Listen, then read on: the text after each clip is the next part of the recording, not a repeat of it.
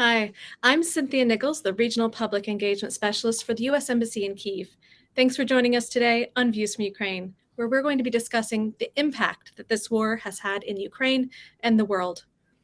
After 45 minutes, our panelists will go to private breakout rooms to answer questions from the media in attendance. As a reminder, the panel is recorded and streamed on the Embassy Kyiv social media, but the breakout rooms are not. All conversations are on the record. If you are in our main Zoom session, please remember to mute your microphones and turn off your cameras. If you lose internet during this program, please wait a moment as our guests might need to rejoin. Just like all of our Views from Ukraine programs, the statements of the speakers do not necessarily reflect the position of the US government. This program is designed to give Ukrainians an opportunity to speak for themselves on important topics. It's been a year since Russia's full-scale invasion. The unprovoked war in Ukraine has caused immense damage and affected everyone in Ukraine. But Ukraine's fight is part of something much bigger. The American people know that if we stand by in the face of such blatant attacks on liberty and democracy and the core principles of sovereignty and territorial integrity, the world would surely face worse consequences.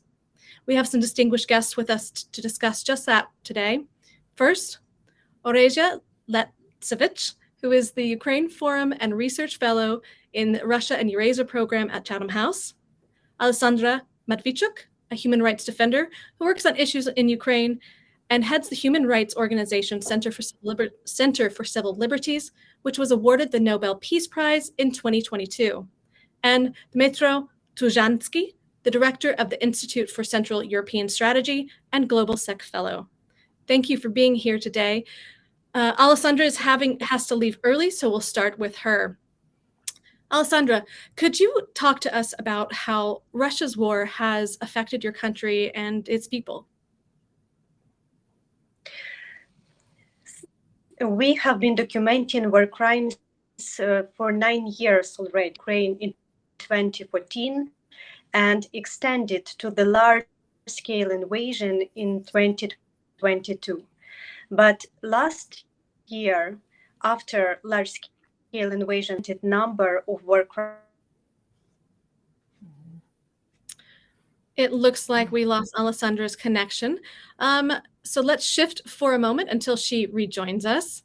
Dmytro, since you're on the screen, our big question today is about the impact of Russia's war in Ukraine and its effects. What do you think are some of the biggest global implications of the war? I think that right now we are exactly inside history. This history is making, life. We are also following and observing evidences and genocide also live. For example, right now, this broadcasting from the Moscow, we could see the real evidences of genocide committed by Russia and presented like, goodwill or saving people, like an Uncle George who saved children from Mariupol. But this is exactly, according to international law, a genocide crime. And this is an exact moment how world community, West, but actually globe will react to what is going on exactly in Ukraine, on Ukraine, because it matters for the whole world, actually, how we react to genocide, to the crimes, and to this unprovoked aggression. Thank you. Alessandra, it looks like we have you back. So thank you, Dmytro, for stepping in for just a moment. Back to you, Alessandra. How has Russia's war affected your country and its people? So I will repeat myself a little bit that we have been documenting war crimes in 9 years. In this war, which Russia started against Ukraine in 2014, invasion in 2022. But when we face with large-scale invasion, it means that its invasion resulted in and Russia uses war crimes as the methods of warfare. Russia attempts to break people resistance and occupy Ukraine by inflicting documented this pain. You have talked about documenting these crimes and atrocities. At the most recent Munich Security Conference, Vice President Harris said, "We have examined the evidence. We know the legal standards, and there's no doubt that these are crimes against humanity." Can you please share what your organization has found as you have talked to survivors and witnesses across your country? We highly appreciated that this on the Munich Security Conference because our organization and other partners document crimes against humanity and war crimes. Database more than 31,000 episodes of war crimes, and it's different war crimes. Russian troops deliberately shelling on residential buildings, attack evacuation corridors, manage filtration camp system, organize forcible deportations, commit murders, tortures, rapes, and other kinds of. It seems Russia's war and its forces has inflicted unimaginable pain on Ukrainians over the past year. When you heard Vice President Harris's announcement, well, it looks like we've lost her again, so I will switch to. We have you back. Okay, great. The internet in Ukraine is not always stable, friends. What was your reaction to the announcement that you heard from Vice President Harris? How do you think this is going to impact your work? This was a very powerful political statement, but we need to prove the statement in a legal sense for an international criminal court and for national courts to have the statement to be proved in competitive legal process and to have perpetrators as well as senior political leadership and high military command of Russian Federation accountable for this. What I've heard you talk in other forums about documenting in order to hold these people accountable for these atrocities and war crimes. How are you documenting them, and what is being done to set up this kind of accountability? We united our efforts with more than dozens regional organizations into one tribunal for Putin initiative. With daters who cover the whole country, including occupied territories. And we have an ambitious goal to document each criminal episode which was committed in Ukraine. We gathered testimonies of victims and witnesses. We sent mobile groups to work in the occupied territories. We analyze open data. We are able to send local documentators. Looks like the internet is having some issues again. Oresia, what do you think are the biggest global implications of the war? Well, thanks for having me back.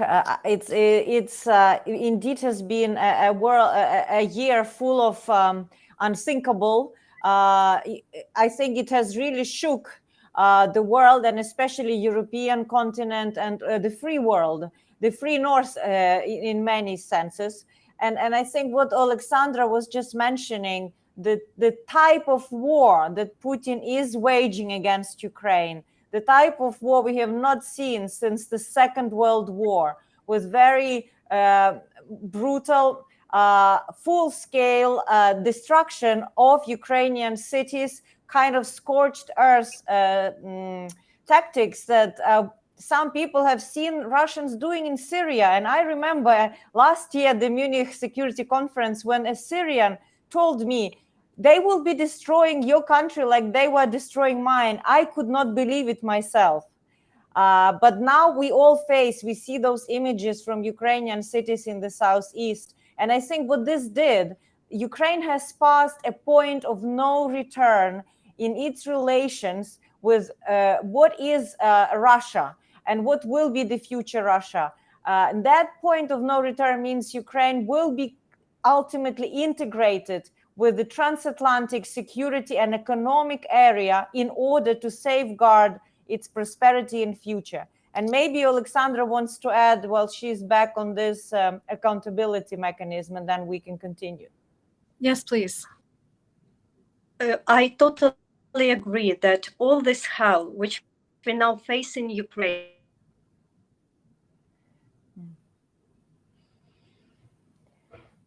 punished for everything what they did in Chechnya, in Moldova, in Georgia, in Mali, in Syria, in Libya, in other countries of the world, become a part of Russian culture. Russians start to believe they can do whatever they want. That's why we must break the circle of impunity. We must, not only for people who have suffered from Russians' war crimes, but also for nations who can be potential new target of Russian. We've seen a lot of patterns of Russia's behavior, and it's truly unfortunate what is happening in Ukraine. What do you see as the future for Ukraine, Alessandra? If I can describe it briefly, I see such kind of future for Ukraine, where the work of my organization, Center for Civil Liberties, in our current format, there will be no need. We all hope for a world where there's no need for your organization as well. Any final thoughts? I know you have to head out to another important event. Alessandra, do you have any final thoughts for us before you go? Yes, I think that in order to achieve justice for Ukraine, we need to change justice, and not only Ukrainians but other nations will benefit of it. First, we have. Disconnected. And it's unfortunate how the internet is acting today. Such an important topic. And I wish we had a better signal for you, but that is also the reality of what's happening in Ukraine. Dmytro, since I've got you on the screen, let's talk about about your area of expertise, Ukrainian relations with Central Europe. How has that changed since? Well, hold on. We have Alessandra. Alessandra, final thoughts for you. I'm really sorry. I tried to be brief to catch this international. We haven't waited. Justice must be independent of the magnitude of Putin's regime power. We must establish special tribunal now and accountable. And this is a new paradigm, which different from Nuremberg trials, because in Nuremberg trials, Nazi war criminals were tried in new century, and we must go further. Thank you. Thank you for giving us your time today. I know you're extremely busy, and thank you for the work that you're doing for your country and to help so many people. We appreciate you being with us today. All right, let's shift a little bit and talk to Orysia and Dmytro. Thank you for being so flexible as we've had internet issues today. I appreciate that for both of you. We've already chatted a little bit about the biggest global implications of the war, but let's finish our thoughts. Orysia, what were your thoughts? What did you have any additional thoughts that you wanted to jump to since we've been switching around so much?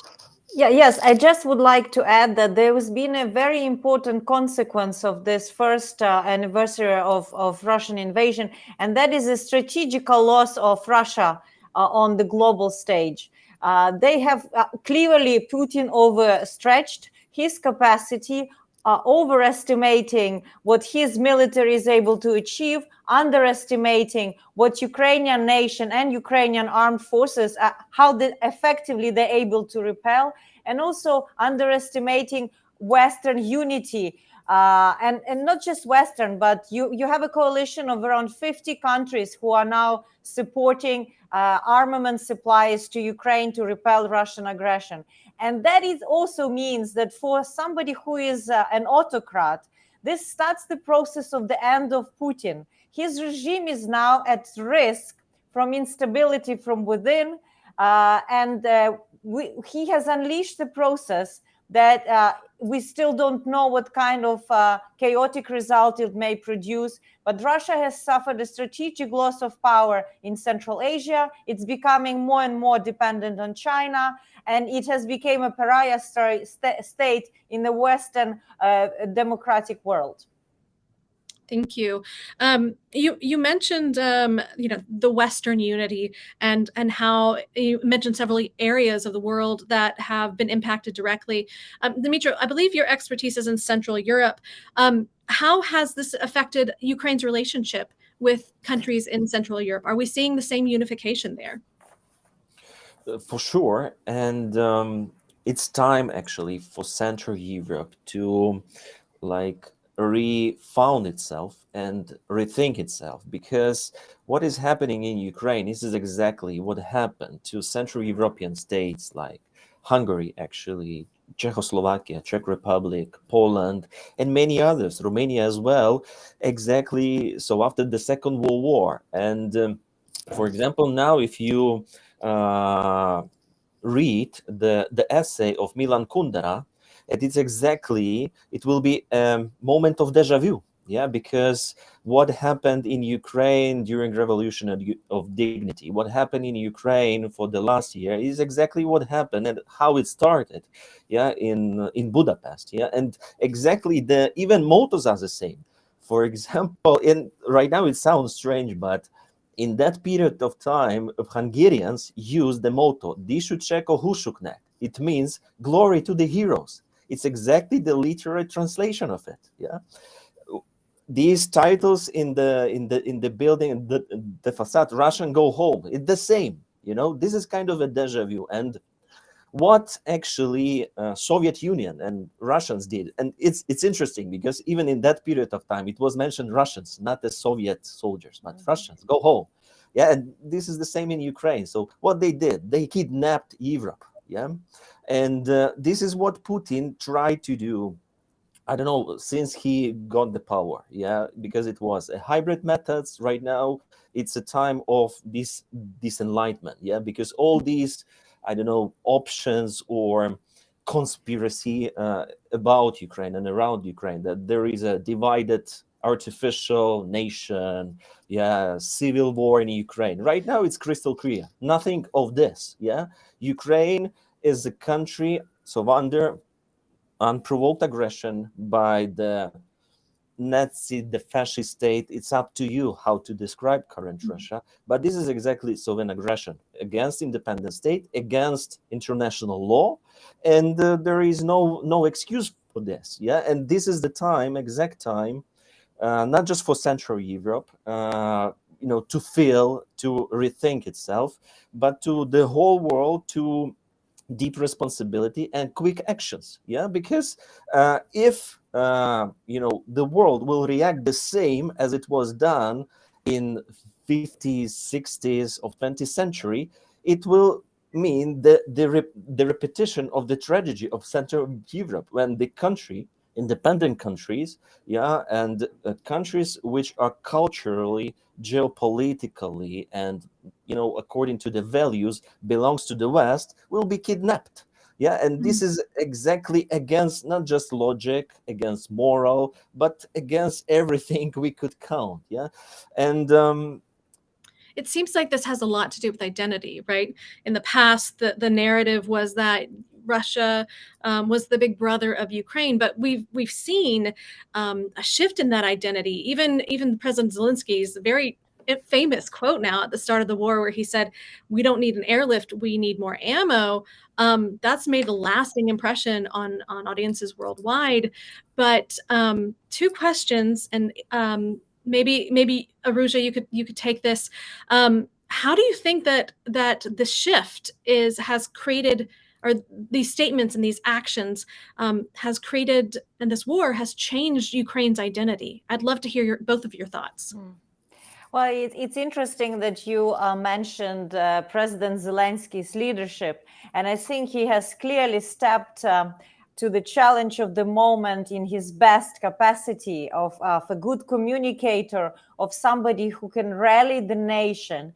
But he was able to be so successful because he had the nation behind. And it's no wonder that the Time magazine awarded him the Man of the Year and the Spirit of Ukraine, because that spirit of resistance is underpinning Ukrainian total mobilization against unprovoked aggression. It's important for our listeners to understand that it's the second Russian-Ukrainian war. The first one started after the annexation of Crimea almost nine years ago. And all those 8 years, Ukraine was fighting and repelling, containing Russia, mainly in eastern part of Ukraine. But there was, you could look at it as a certain boot camp. You know, Ukraine was repelling information attacks, the attempts to destabilize Ukraine from within. Ukrainian soldiers were holding along the contact line, repelling Russian artillery. So this consolidation of nation happened, you know, in fire. And how it reflects now, for example, you see amazing support for the full membership in NATO and European Union, over 80% support membership in both. You have growing use of Ukrainian language as the way to shed everything, any connection with that Russian world that brings so much destruction to Ukraine. And what has been again significant is religious independence from Russian Orthodox Church that in a way illegally incorporated Ukrainian Orthodox Church, one of the largest churches in the world, under its rule, and was using church clergy through the security services as the fifth column inside Ukraine. So more than 70% of Ukrainians support sanctions against Orthodox clergy. All the pro-Russian parties previously that were kind of spinning Kremlin's narratives are now banned, and Russian propaganda has no chance in Ukraine. But it was possible because of all those years, 8 years of resistance. And I think it's a lesson to learn for our audiences, is that you need to prepare society if you have a malign actor, be it Russia or be it China, that uses disinformation to dehumanize you, to rip your society apart. You cannot just let them free hand to operate. You have to prepare your institutions and citizens to understand what's going on. Mm-hmm.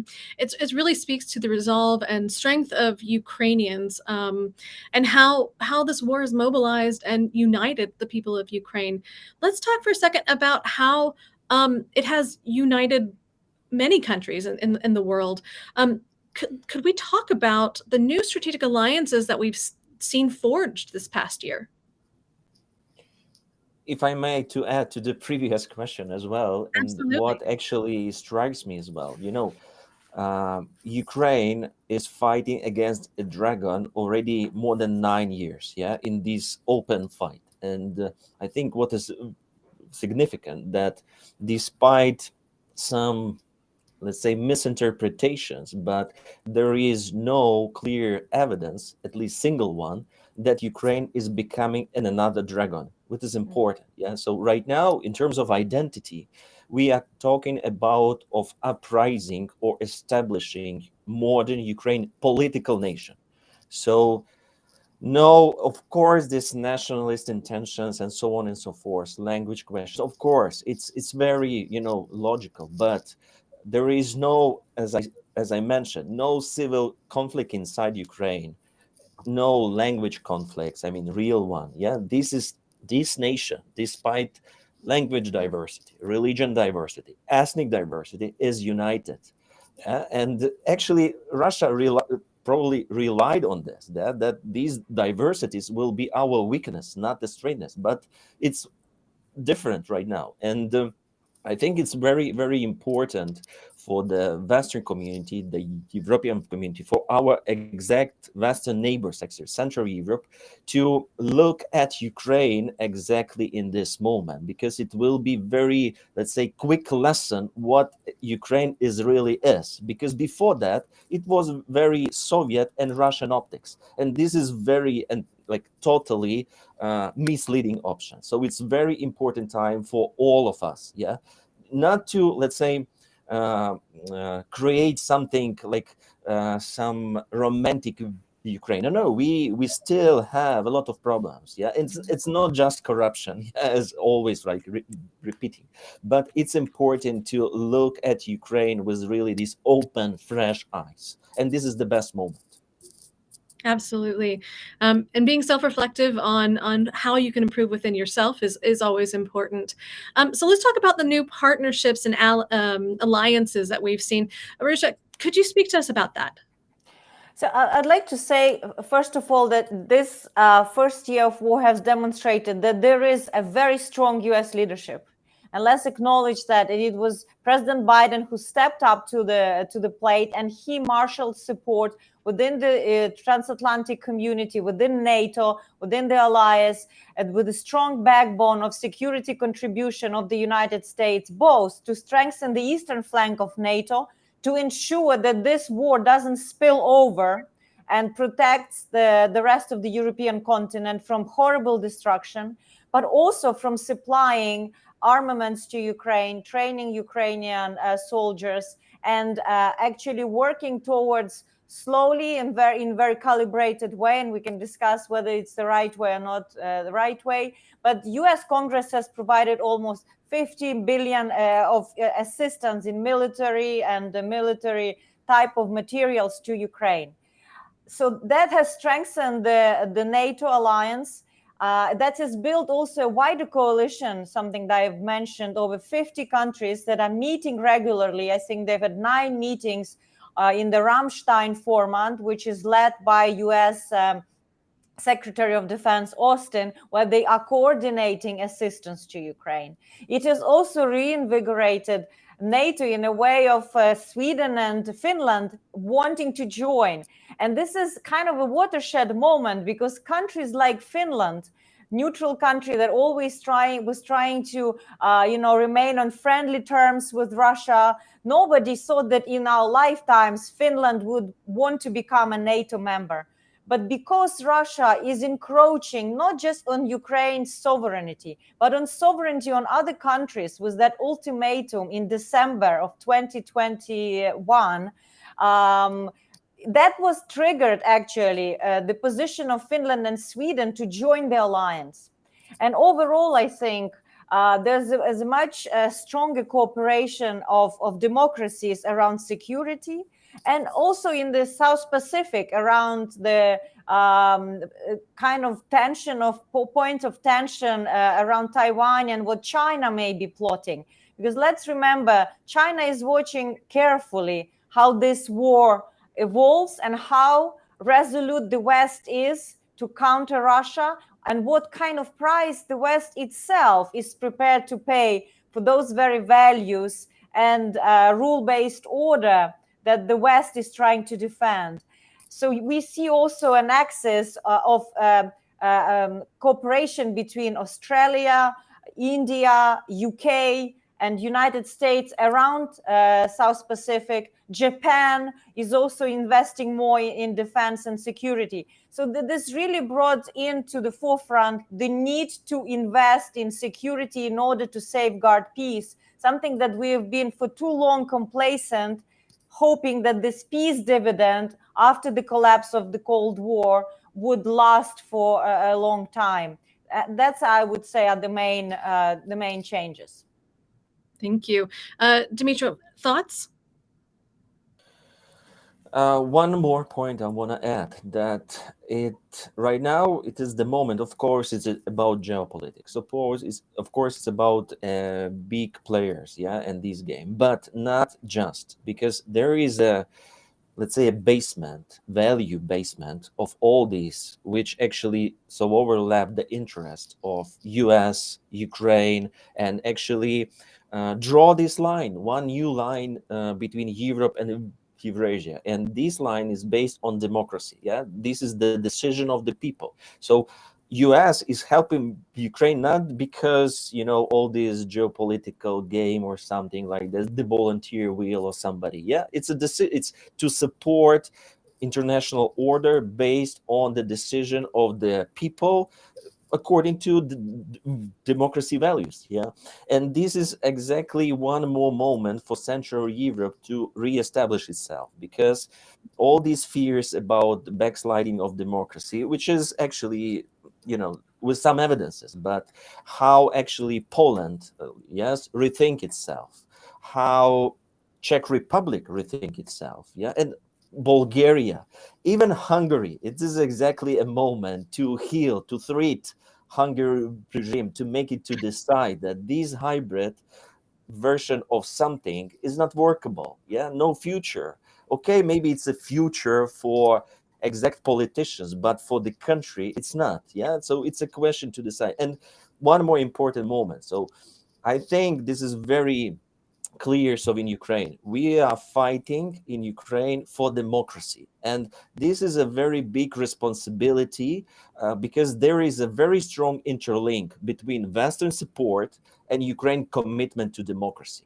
If Ukrainians will feel that something is wrong with this, it will be a very, let's say, danger moment for searching or for commitment for other, models. Yeah, okay, if democracy doesn't work and West doesn't want to support us in our fight for democracy, let's use another model. So I think right now, especially if this conflict will last, but it will last, unfortunately, for some time, it will be one of the very, let's say, the moment we should pay attention to. Yeah, this is strong interlink between Western support and Ukraine commitment to democracy. Cynthia, if I just make jump in to point one more thing that is very important if you're talking from European perspective, and that is the change in Germany. This change, from believing that you can, change Russia from within by trade, and that, keeping all the doors open for the dialogue will eventually, make it less dangerous, has completely collapsed and went bankrupt, and this term that they use, Zeitenwende, which is the turning point in German foreign policy. And that basically means that they have to accept that sometimes for peace, you need military means. This is, the post Second World War Germany that was struggling with its Nazi legacy has a very difficult time to accept from its top leadership, to the shock of millions of its citizens. But this is happening. And I think we will also see a different kind of European leadership eventually around security that Germany is trying to shape at this moment. And that important decision to supply, for example, German Leopard 2 tanks to Ukraine, that will make a difference on the battlefield. That is one of the important events of the last year. Well, that makes me think about what have we learned about the world that we didn't know a year ago, and their reaction to this, and the impact that this has on the world. Because it's more than just Ukraine being influenced by what's happening. What are your thoughts on that? If I may, yeah. So that European Union is much stronger than even member state expected. The same that Western unity is not something like virtual or some, you know, wish thinking by politicians. Though this is exact mechanism. And for example, yesterday's meeting, if I'm not mistaken, was yesterday between Dmytro Kuleba, Jens Stoltenberg, and Mr. Borrell. This is exactly what we experience right now. So, and what like the third moment, that this unity, it's not the value of itself, it's an exact model of actions, and these actions right now should be quick and like adequate to what Russia is doing. Yeah, so it's, we have no time to wait. Thank you. Marusha, do you have any thoughts on that? I'll just add that I think there's been a veil that has been taken down from the towers of Kremlin, because a lot of global population, maybe not Eastern Europeans and Ukrainians and Georgians and even Armenians and Azeris, understood the nature of Putin's regime. And I think this is where we have to explain a bit more to the global South that is taking this fence-sitting position, still trading with Russia or trading more with Russia after Western sanctions were imposed on its gas and oil. That they are basically financing the regime that is committing crimes against humanity, that is in a way using this income from trade not to support Russian population, but to purchase more armaments from Iran and from other rogue states to kill Ukrainian civilians. I think we are also quite anxious about this coalition that is being shaped between autocracies of Iran, China, and Russia, and how, of course, they have all their different playbooks. But if over time they align their forces, our world will turn into chaos. And what is interesting is that, of course, some countries like Brazil or South African countries or even India, they do not condemn through UN voting, for example, aggression against Ukraine. But on the other hand, what is interesting, at the Munich Security Conference, they published a report where they asked countries, do you want the world to be set up according to US and European norms or Chinese and Russian norms? Nobody in the world, nobody, there's a majority other than China and China to have this kind of world. So I think we have learned that we have still a long way to go to actually perhaps include some of these countries that are fence sitters to discuss really what is their grievances with the global economic order, to see if we can jointly reform it in order to preserve rule-based order. Because otherwise, if we start clashing and tearing the world apart, I think we will all be worse off. You mentioned trade and the economic drive that is needed here. Are there certain sectors of the Ukrainian economy that can bring innovation to the world or can help integrate Ukraine into the global South or Europe more? Well, I can briefly answer, and then maybe Dmytro has more to say. I think another revelation was how critical Ukraine is for the global food security, how critical is free navigation of the Black Sea is for the export to sunflower seeds, to corn and everything. I think we've taken it for granted that Ukraine is, this real bread basket. But Ukraine is also a brain basket, if you want, because over time, the IT industry, the digital technology, that outsourcing was developed steadily. It was reaching almost 4% of Ukrainian GDP, which is quite big.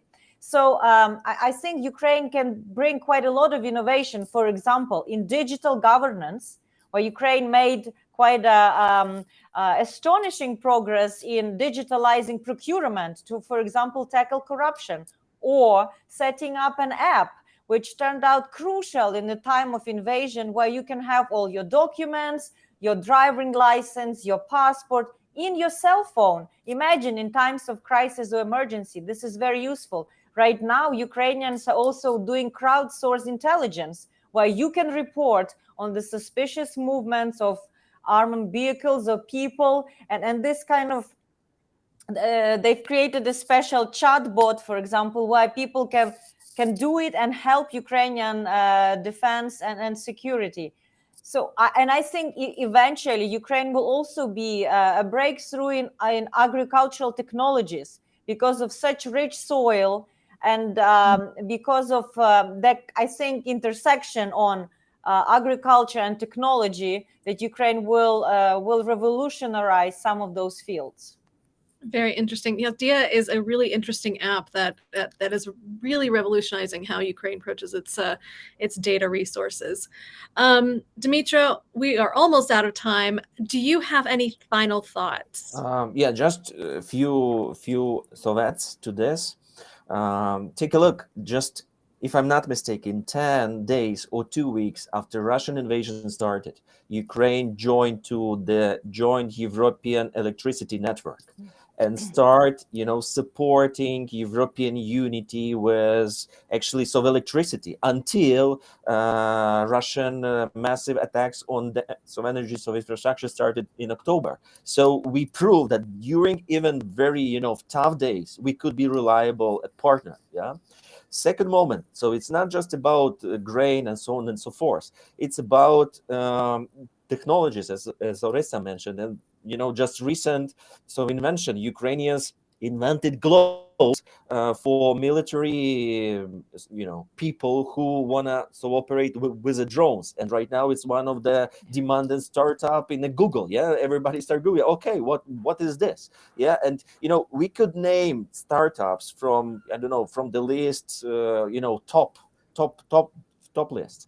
And in this regard, for my personal experience, when invasion started, I was abroad, yeah, and I was in a deep depression. I was lost, and I thought, what can I do? Yeah, and I had amount of money in my bank account, and it was the second day of invasion.